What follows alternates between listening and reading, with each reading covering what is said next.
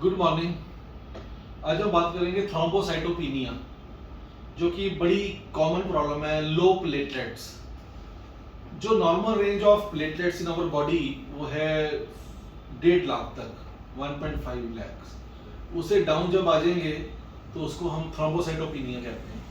Thrombocytopenia दो type का होता है, acute and chronic. Acute multiple reasons like मतलब कि कुछ दिनों में के बीच में, जैसे कि dengue fever, viral fever, acute hepatitis, radiotherapy, chemotherapy, किसी मेडिसिन का side effect like severe antibiotics and blood thinners, जिसके कारण ब्लड लो आ जाता है और वो with in few days cover up भी हो जाता है।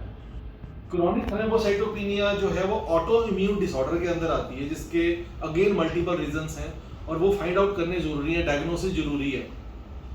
जैसे chronic hepatitis and long time से पेशेंट को रोमेटिक अर्थराइटिस है, बोन मैरो में डिफेक्ट है जिसके कारण प्लेटलेट नहीं बन पाते, और हमारे अंदर प्लेटलेट एंटीबॉडी प्लेट सेल्स बन जाती हैं जो कि अगेन हमारी इम्यूनिटी भटक जाती है और वो प्लेट सेल्स बनने नहीं देती।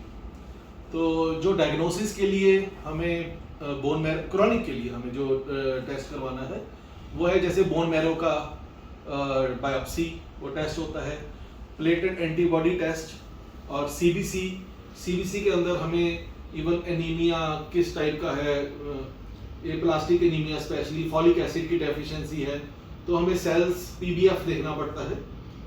तो वो क्रॉनिक के लिए हमें डायग्नोस में हेल्प करता है। और एक्यूट के लिए जैसे कि मैं आपको बताया कि कौन सा वायरल है, डेंगू है, कौन सा है, उसकी सीरोलॉजी टेस्ट होते हैं।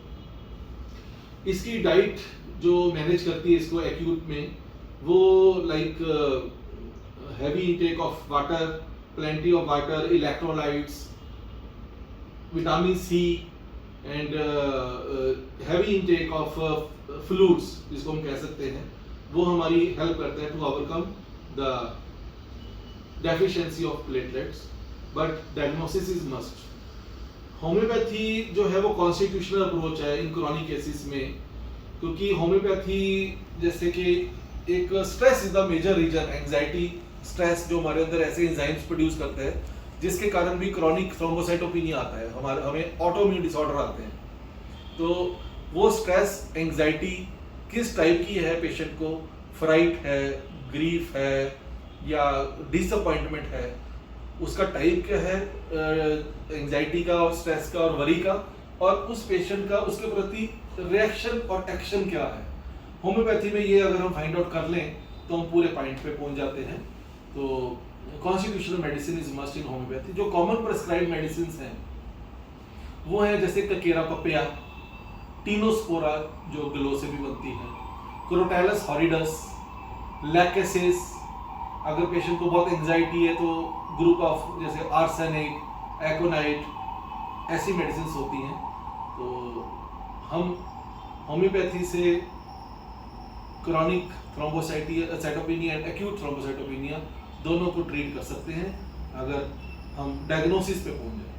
और एक ज़रूरी चीज़ कि जब पेशेंट का क्रॉनिक थ्रोम्बोसाइटोपिनिया रहता है तो उसका हमें अल्ट्रासाउंड भी ज़रूरी होता है, जिसमें हमें ये पता लगे कि उसकी स्प्लीन या कोई ऑर्गन डिफेक्ट तो नहीं है।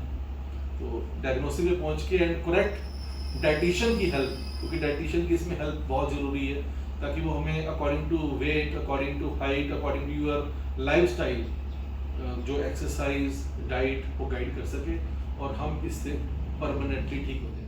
थ्रोम्बोसाइटोपिनिया के एक्यूट और क्रॉनिक के जो सिम्टम्स रहते हैं वो लाइक हेडेक, बॉडी एक्स, थकावट रहना, फटीग फीलिंग सारा दिन, एंड ब्रूसिस, नील जिसको हम करते हैं बॉडी में पड़ जाते हैं, या ब्लड क्लॉट ना होना क्योंकि एग्रीगेशन नहीं होती है प्लेटलेट्स की, और रेक्टम ब्लीडिंग, नोज ब्लीडिंग। तो ये सिम्टम्स रहते हैं और ये जेनेटिकली भी होता है। और ऑक्यूपेशन में अगर टॉक्सिन्स एक्सपोजर हो रहे हैं, बहुत से टॉक्सिन्स होते हैं जो ऑटो इम्यून डिसऑर्डर प्रोड्यूस करते हैं, उनके कारण भी इसकी पॉसिबिलिटी होती है।